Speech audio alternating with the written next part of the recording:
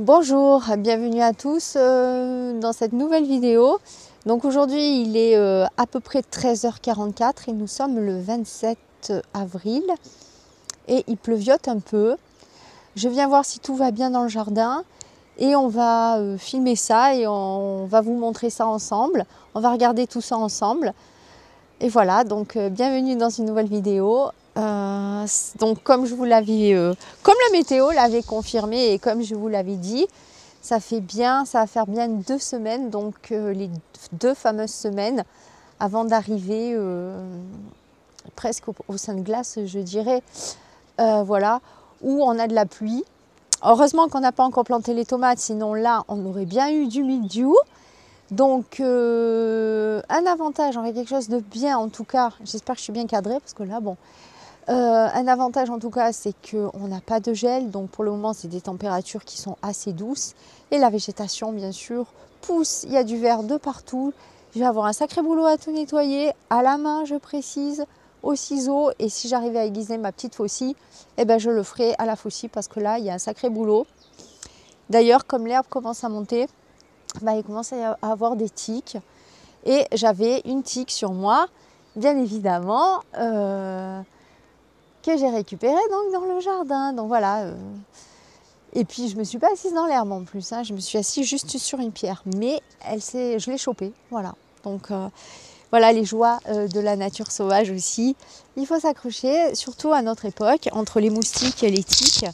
Il y a pas mal de petites bestioles comme ça, assez gênantes, qui gâchent un petit peu aussi la vie par rapport à avant. Parce qu'avant, je veux dire, quand j'étais plus jeune, gamine, quoi, je m'asseyais dans l'herbe et je peux vous dire que j'en chopais pas des tiques. Hein. Même on avait des chiens et tout qui n'avaient pas de collier et des tiques, il n'y en avait pas. Donc voilà, petite joie comme ça du progrès. Bon, et bien écoutez, je vais passer de l'autre côté de la caméra et je vais vous montrer un peu ça. C'est parti. Donc là, il commence à pleuvioter. Je suis sortie, il ne pleuvait pas, mais là, il pleuviote. J'espère que ça va rester comme ça. C'est assez fin. Sinon, après, j'ai trempé. Bon, les cheveux, c'est mort. Ils vont être tout crépés. Mais je les ai quand même tressés pour pas qu'ils crêpent trop. Parce que bon, c'est ça le problème. Enfin bref. Allez, on y va, on y go. Regardez-moi ça. Regardez-moi cette herbe. Regardez-moi comment ça a poussé. J'ai toujours pas taillé la sauge, il va falloir que je le fasse. Ah d'ailleurs, je viens de parler de tiques et ça me gratte d'ailleurs où c'est qu'elle m'a piqué cette saleté là. Purée. Alors attendez, j'ai pas pris. Je vais arroser mes petites tomates parce que comme elles sont dans la serre, il y en a quelques-unes qui sont sèches. Alors voilà. Donc le problème aussi c'est que les tomates, je les ai mises à ras le sol, donc forcément je suis obligée de m'abaisser. Mais bon, hein, quand on est une guerrière, les tiques, on craint pas. Hein. On n'est plus à ça près maintenant. De toute façon, il faut bien avoir quelque chose. Hein, d'accord. Donc regardez-moi ça. C'est comme au printemps. Hein. Alors, soit je laisse. Je sais pas, j'ai 2 options. Soit je laisse pousser. Le problème, c'est que ça va me gêner par rapport aux tiques. Mais sachant qu'avec la sécheresse, la canicule, ça va tout sécher. Soit je coupe. Je ne sais pas si j'ai le temps ou pas. En tout cas, voilà, regardez-moi ça. Dès qu'il pleut, hein, c'est incroyable. Vous vous rappelez les épinards? Là, je vous avais montré avec les salades. Regardez-moi ça, comme ça a poussé, comme c'est magnifique. Alors, je ne sais pas si vous pouvez bien voir, regardez. Vous vous rappelez comme c'était tout petit et tout? Là, c'est superbe. Hein. Franchement, ça, super pour consommation pour une personne. C'est nickel. Épinards frais. Alors, je pourrais les laisser pousser pour les manger à la vapeur ou à la poêle, genre avec un peu de crème ou quelque chose comme ça. Ou alors en pousse fraîche. Moi, je préfère en pousse fraîche. C'est tellement bon. Ou frais avec un peu de fromage de chèvre. C'est un régal. Voilà. Là, on a... Ah ben, vous voyez, commence à pleuvoir beaucoup, là. Enfin, ça commence à pleuvoir un peu plus. Là, je pense que le poireau bleu d'hiver va fleurir, je l'espère. Et là, on a donc les carottes. Finalement, ça fait pas énormément de carottes. Hein. Je voudrais vous montrer les petits pois aussi. Regardez. Elles sont un peu clairsemées, donc c'est parfait. J'aurais peut-être pas à les éclaircir. Et les radis, donc les radis qui s'éclatent. Hein. Voilà. Là, il va falloir que je coupe, évidemment, parce qu'il y a trop de... Il y a trop de salade, là, il y a trop de... Voilà. Hein, cette fameuse roquette, il va falloir que je la coupe. Et regardez-moi un peu ce pied géant de fèves. Je sais pas ce qu'il lui a pris. Vous avez vu? Il doit faire 1m20, 1m10. Incroyable, hein? C'est fou, regardez. Il a poussé comme ça. Il est énorme. Aïe. Et là, donc, là, si vous voulez, c'est un rejeton. Je sais pas, c'est un oiseau peut-être qui a dû semer une graine. C'est un prunelier sauvage. Alors, en fait, le but, je voulais le greffer au départ. Et greffer, je sais pas, un abricotier ou un amandier. Bon, et franchement, les greffes, j'ai pas trouvé de vidéo où on t'explique correctement faire ta greffe de A à Z. Franchement, non. C'est-à-dire un suivi. Quand tu es novice et tout, tu as besoin d'un suivi, comment tu poses ta greffe, etc. Parce que les gens te montrent la greffe et puis après, débrouille-toi. Mais il y a plein d'étapes, il y a plein de trucs. Donc si un jour j'arrive à faire vraiment des greffes, je vous l'expliquerai, c'est promis de A à Z. Donc du coup, je l'ai laissé pousser. Et en fait, ça c'était le plan A. Et le plan B, en fait, c'était de faire de l'ombrage. Donc on va voir ce que ça va donner pour cet été. Si ça va me faire un peu d'ombrage ou pas, contre le mur, un peu de ventilation, etc. Quand je mettrai mes tomates et mes aubergines. Voilà. Je voulais faire une vidéo aussi pour planter une tomate. Mais ça, je le ferai plus quand il fera meilleur. Parce que là, j'ai peur que ça pourrisse. Vous voyez, j'ai mis des salades, mais il pleut trop. Donc, puis je pense que, je sais pas, je vais planter 1 mètre là, mais je pense que j'ai mis plus que 20 cm de paillage. Quoi qu'il en soit, ça a profité aux capucines qui sont en train de sortir, vous voyez. Voilà, regardez-moi ça, les salades avec la pluie. Hein, et ça, c'est mes fèves roses. Et regardez-moi ça, les salades, là, si elles sont magnifiques, elles sont superbes. Je vais en prendre une, magnifique. Je vais en prendre une là, avec des pousses d'épinards. Pour faire en salade.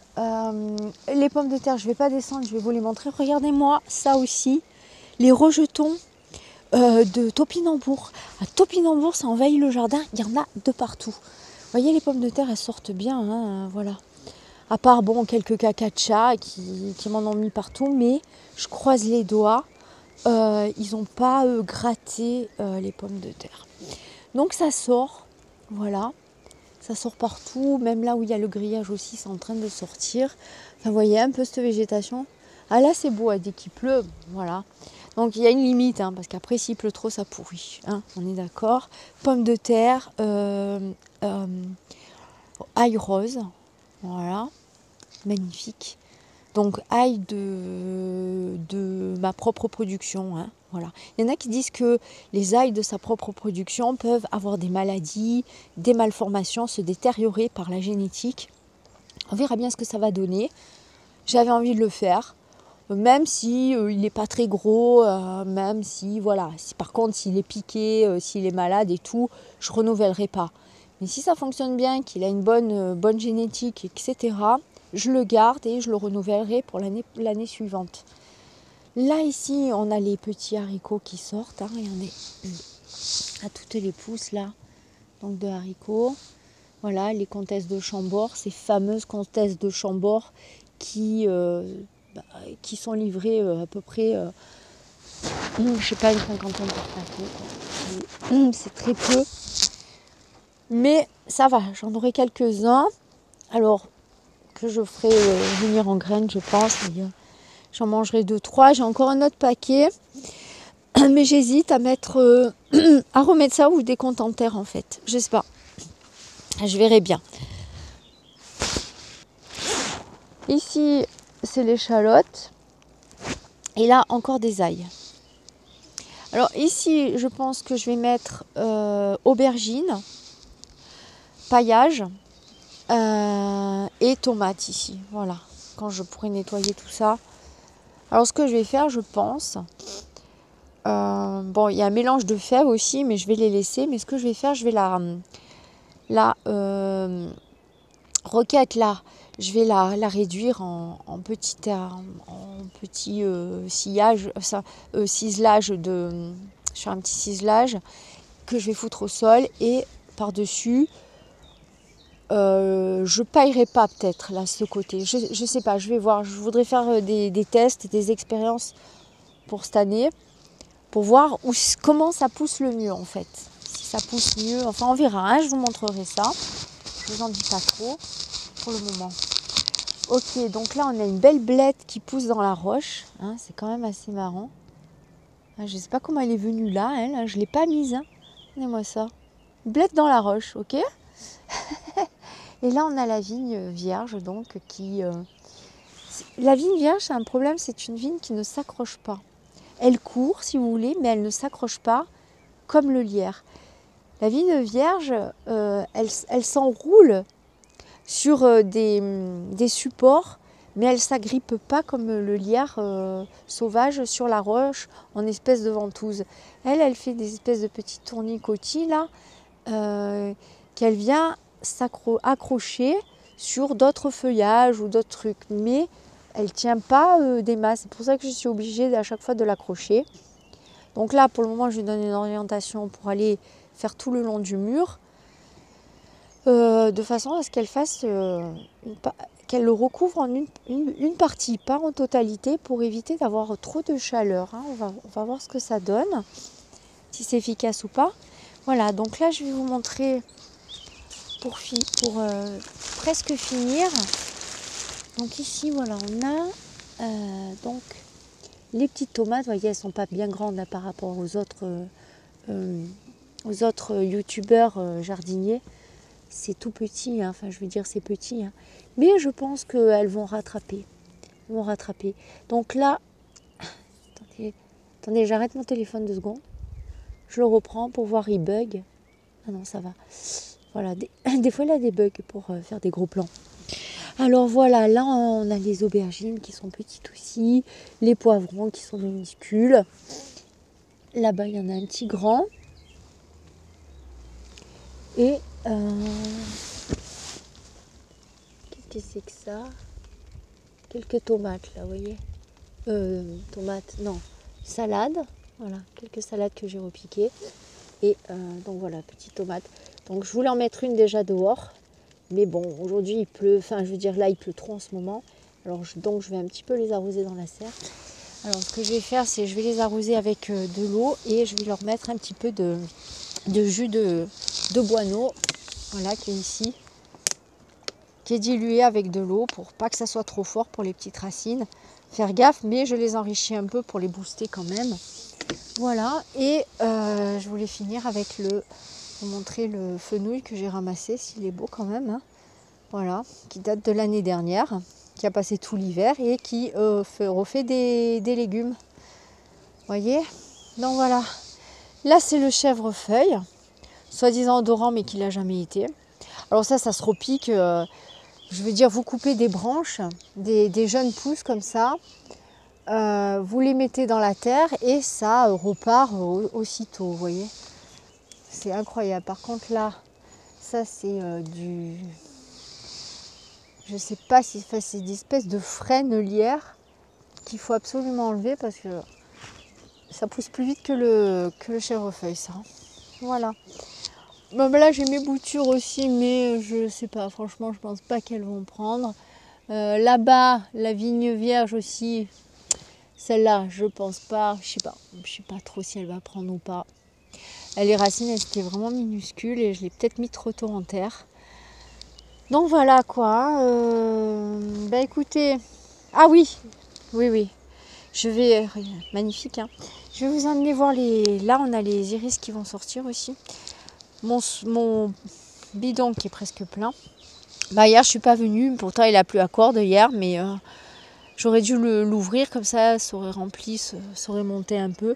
J'espère qu'il n'est pas percé, hein, parce que il me semblait qu'il y avait un peu plus d'eau. Vous voyez la limite, là, la bordure, là, je pensais qu'il y avait un peu plus d'eau, j'espère que c'est pas percé. Hein, si c'est percé, c'est pas grave. Hein. on arrête le potager. Hein. S'il est percé, qu'il n'y a pas d'eau, j'arrête le potager. Je ne sais pas si je vais vous montrer dans la serre parce que c'est pas brillant, comme il n'y a pas de soleil. Alors, on va faire un petit tour quand même. Hop. Petite croquette au passage, hein, voilà. Alors, regardez, c'est pas top. Hein. Le maïs, voilà, le maïs, je voulais le mettre en terre. Donc dès qu'il y aura un peu de soleil, je vais le mettre en terre. Là, c'est des fleurs. Bah, je ne sais plus si c'est des bleuets. Je pense que c'est des bleuets. Là, on a une bourrache au fond. Là, on a l'artémisia.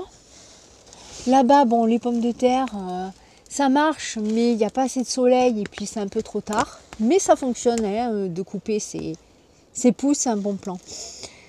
Là-bas, on a les artémisias. Fais un zoom, fais un focus, s'il te plaît. Artémisia.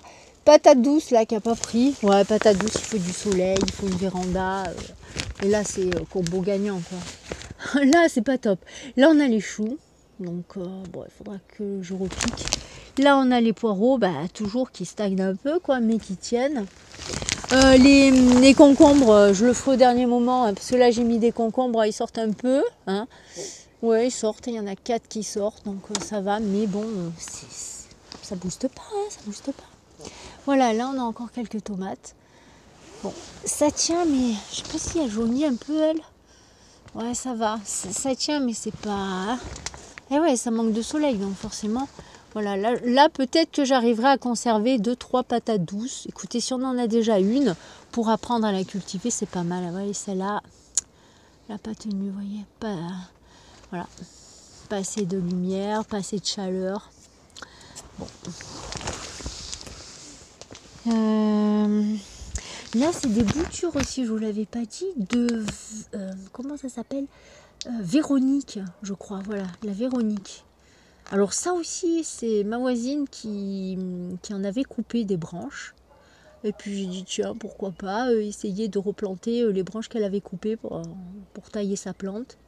Et voilà, donc du coup, il y en a 2 ou 3 qui ont tenu. J'ai planté tout ça avant l'hiver, mois de novembre, je crois. J'ai tout mis ça en terre et puis ça a passé l'hiver, impeccable, et ça a tenu. Bon, là, j'ai ma lavande qu'il faudrait que je sorte aussi.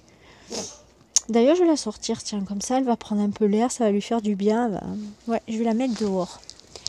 Voilà, ici, il reste des petits trucs, artémisia, peut-être bleuet. Et puis alors là, j'ai d'autres fleurs, mais bon, tagette, ça n'a pas pris. Puis j'ai pas mis du terreau, j'ai essayé avec de la terre tamisée, mais en fait, non. Là, j'ai mon aloe vera qui fait la gueule, hein. Franchement... voilà, ça supporte pas le froid de la mi-montagne. Hein. L'aloe vera, c'est à planter à la maison, mais sinon en extérieur dans le jardin, ça va pas du tout dans ces climats. Hein. Ça convient pas. Trop d'eau, le gel, le froid, ça tient pas du tout. Hein. Pourtant, c'est exposé quand même, mais bon, ça fonctionne pas. Donc voilà, là, bidon. S'il repleut, qui va être presque plein. Et voilà donc les petits pois. Alors là, il y en a plein, hein, il y en a plein. Alors ce que je fais, c'est je m'en sers en mange-tout. Quand ils sont comme ça, quand ils sont fins, vous voyez. C'est délicieux.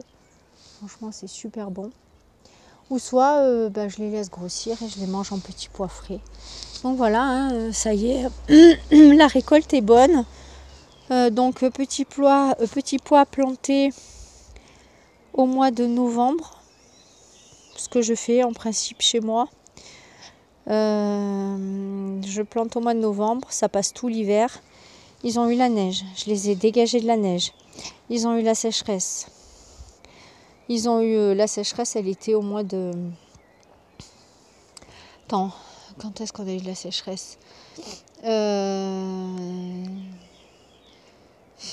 janvier, février, truc comme ça. Ouais, truc comme ça, février, mars. Ouais. Ils ont eu, sécheresse, neige, gel, et maintenant pluie abondante. Enfin voilà, ils sont costauds ceux-là, je peux vous dire. Ils ont fait les 4 saisons. Hein. Voilà. Et puis bon, après ben, ça ne sera pas dérangeant parce que ça sera la fin des petits pois quand ça sera la canicule. Avant la canicule, regardez. Voilà. Hein. Je peux en ouvrir un si vous voulez pour vous montrer. Bon, ils sont pas très gros, mais pour les manger en salade, croquants et tout, je les mange comme ça. Voilà. Très bonne qualité. Donc ça, c'est ma production personnelle sur ce terrain-là, avec le climat qui fait. Depuis donc 3 ans. Voilà, 3 ans les mêmes petits pois. Des graines de 3 ans, enfin je veux dire des graines que j'ai ramassées, que j'ai... Excusez-moi. Quand je parle comme ça, alors, que j'ai récolté, que j'ai mangé, et en même temps que j'ai laissé sécher, que j'ai ressemé, et de nouveau que j'ai laissé sécher. Donc c'est des graines qui ont été faites sur une période de 3 ans. Je ne sais pas comment on dit exactement, mais voilà. Hein. Donc c'est une production, je peux dire maintenant, qui est personnelle. C'est plus des graines de cocopélis, c'est mes graines personnelles, si vous voulez, qui sont adaptées à cette planche-là, enfin ce terrain-là, disons, et qui aiment cette planche-là, parce que je trouve que c'est une belle production cette année, malgré un climat complètement disjoncté. Voilà, climat complètement... et malgré les chats, hein, parce que normalement, si j'avais pas été ennuyée, normalement, on aurait dû avoir tout ça, comme ça, de petits pois. C'était prévu que ça parte d'ici, que ça fasse carrément comme ça, vous voyez, jusqu'à là, parce que là, j'ai mis du compost. Je fais un compost. Et ici, je pense qu'il y a du mal à se décomposer, parce qu'il y a eu la sécheresse. Et forcément, un compost se décompose beaucoup mieux quand il pleut, quand c'est humide. Mais là, là il a mis du temps et je vois que la plante, elle est en train de faire des pousses. Vous voyez, regardez, elle est en train de faire des racines. Ben, ça, c'est génial. Ça, alors, ça, vous voyez, cette espèce de plante-là, vous pouvez la planter une tige quand vous la taillez et ça fait une plante. Vous voyez, j'en ai mis ici. J'en ai mis là, à côté des boutons d'or. Je vous montre les boutons d'or. Ça fait longtemps que je n'avais plus vu des boutons d'or. Il n'y en avait pas l'année dernière. Voilà. C'est trop marrant. Et la lavande, mais je sais pas, je trouve que la lavande ici, chez moi, sur mon terrain, elle s'épanouit pas. C'est bizarre. Je comprends pas. Le thym, oui, mais pas la lavande. Elle est pas belle. Quand j'étais petite, on avait des lavandes magnifiques, massifs, énormes. Et moi, j'arrive pas, donc je sais pas, je comprends pas. Donc voilà, écoutez, je vais ceux-là, là, je vais en faire cadeau à la nature, en offrande. Vous voyez, j'offre des petits pois, hop, comme ça, à la nature. Hop, voilà, on partage. Donc voilà, hein, vous voyez, belle production, hein, magnifique, franchement. Ah, je suis contente, hein, ils sont super beaux. Super beaux. Alors, je garderai quelques graines. Ce que je voulais faire, c'est garder les graines qui étaient ici, là, vous voyez, là. Mais en général, on garde les plus belles, hein, donc on verra bien.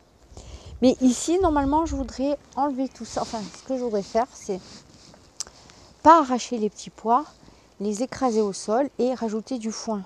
Voilà. Comme ça, je conserve toute ma matière végétale fraîche en azote au sol et je rajoute du paillage. Et ici, normalement, c'est prévu. Vous verrez ce que je vais mettre. Ça sera la surprise. Donc voilà. Et écoutez, sur ce, j'arrête la vidéo là. Je vais finir d'arroser les petits plants de tomates. Refermer tout ça et rentrer chez moi. Parce que là, je ne peux pas couper l'herbe. Et avec ce temps humide et tout, voilà. Hein. Vaut mieux faire des activités à la maison. Il y a d'autres trucs à faire à la maison. Ah, il faut que je nettoie là, parce que je me casse la figure, là, cette espèce de pente avec les feuilles qui tombent. Alors ça aussi, c'est du bon compost. Alors ce que je fais, vous voyez là, les feuilles là, quand ça sera sec, je vais tout balayer, puis je vais tout foutre ici. Et quand il y a l'eau du canal qui va venir, ça va bien humidifier tout et ça va faire une belle terre pleine de compost, compostable. Feuillage dégradé, mélangé à la terre. Et voilà, que je mettrai après une espèce de terreau enrichi. Et je sais pas aussi, mais il y a beaucoup de fruits de lierre, vous voyez. On dirait des myrtilles d'ailleurs. Marrant, hein, regardez. Vous voyez, ça fait pas net hein, quand même. Hein. Je sais pas, remarquez, j'ai pas les lunettes. Ah, attendez, elles sont sur mon... Alors voilà, ah, je vois mieux. Voilà, là ça fait plus net. Vous voyez, c'est marrant. Alors en fait, ben moi c'est pas la peine que je nourrisse les oiseaux si vous voulez, parce que là il y a des milliards de fruits, parce qu'il y a du milliard de lierre. Et donc ça, les oiseaux, ils en sont friands. Donc vous voyez, là, c'est... bon, de temps en temps, bien sûr, quand j'ai des miettes de pain et tout, mais bon, quand je mange pas beaucoup de pain, très rarement, j'ai rarement de miettes, de brioches, tout ça. Rarement. Ah, téléphone! Truc qui est tombé. Excusez-moi, je suis désolée. Donc voilà, mais bon, j'en apporte quand même. Hein. Mais voilà, vous voyez, voilà, tout ça, tous ces fruits-là, c'est de l'alimentation, c'est voilà, des fruits qui nourrissent les oiseaux pour tout l'hiver. Alors après, je ne sais pas si c'est riche au niveau en matière organique. J'ai jamais vu de vidéo qui en parle aussi. Est-ce que les fruits de lierre sont riches en matière organique? Parce que pourquoi pas mettre une bâche et puis les jeter après dans le jardin, vous voyez, hein, ça serait pas mal. Mais j'en ai jamais entendu parler de faire du compost avec des fruits de lierre. Surtout que moi j'en ai masse, hein. Masse. Donc voilà, il y a le Mimi qui m'écoute parler. Alors, ah, moi je suis coucou.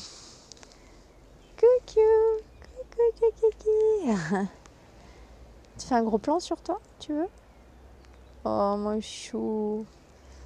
Il va falloir te mettre aussi, là, quand je peux les approcher, un peu de terre de diatomée. Voilà, pour les protéger contre les tiques et les puces. Très efficace. Et je leur en mets aussi l'été un petit peu dans... Je fais ça pendant 1 mois en alternance. C'est-à-dire une fois par semaine sur 1 mois. Je mets de la terre de diatomée dans leurs croquettes pour les vermifuger. Hein? Voilà, ça leur fait du bien. C'est un vermifuge naturel. Ok, voilà, là j'ai mon... Pas mal qui est... Oh là là, là aussi, hein, ça a pas mal rempli. Ah oui, pas mal d'eau. Donc voilà, écoutez les amis, je vous laisse, ça sera tout pour cette vidéo, c'est déjà pas mal, ça fait presque une demi-heure. Regardez si c'est joli là, voilà, écoutez, on va finir sur ce plan. J'adore parce que comme ça, chaque étape, donc là on verra au mois de mai, je me remettrai comme ça, au mois de mai, c'est-à-dire genre, bon là, peut-être mi-mai ou fin mai, je me remettrai ici. Et on verra l'évolution. Est-ce qu'on voit bien les pommes de terre là aussi? Attendez. Voilà, j'avance un peu. Et je filme. Hein. Voilà, je filme comme ça. Hop.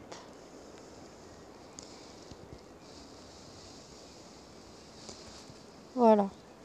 Et on verra l'évolution de mois en mois sur ces 2 planches. Filmé comme ceci, hein, d'accord? On verra le changement.